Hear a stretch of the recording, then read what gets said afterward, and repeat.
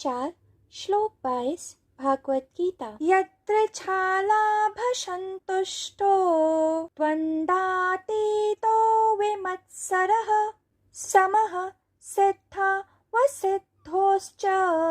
कृत्वापि न निबध्यते। अनुवाद: वे जो अपने आप स्वतः प्राप्त हो जाए उसमें संतुष्ट रहते हैं, ईर्ष्या और द्वैत भाव से मुक्त रहते हैं, वे सफलता और असफलता दोनों में संतुलित रहते हैं, वे सभी प्रकार के कर्म करते हुए भी कर्म के बंधन में नहीं पड़ते हैं। व्याख्या: इस श्लोक में योगेश्वर श्री कृष्ण कर्मयोगी के गुणों का उल्लेख कर रहे थे और कह रहे थे कि वे अपनी ओर से किसी विशेष प्रयास के बिना जो भी प्राप्त करते हैं उससे पूर्णतः संतुष्ट रहते हैं।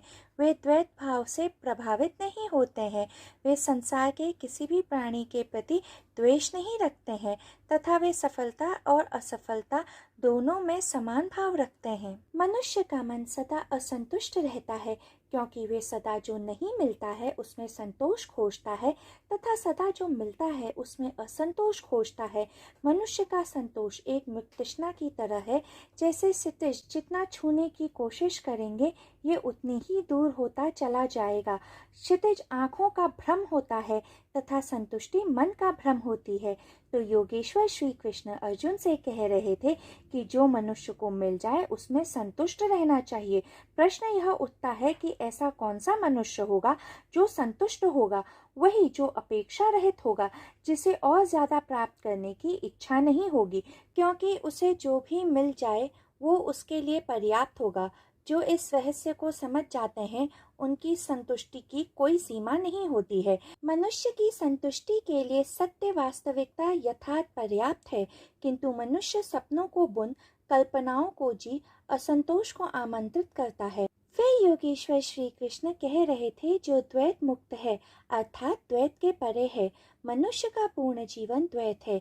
यदि आपने गौर किया हो तो वर्तमान में आप जिससे अपार घृणा करते हैं, किसी समय आपने उससे प्रगाढ़ प्रेम किया होगा।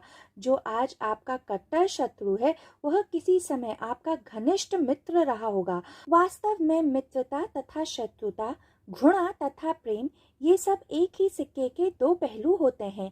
क्या आपने जिससे कभी प्रेम ना किया हो आप उससे घृणा कर सकते हैं? क्या आपने जिससे कभी मित्रता ना की हो वो आपका शत्रु हो सकता है?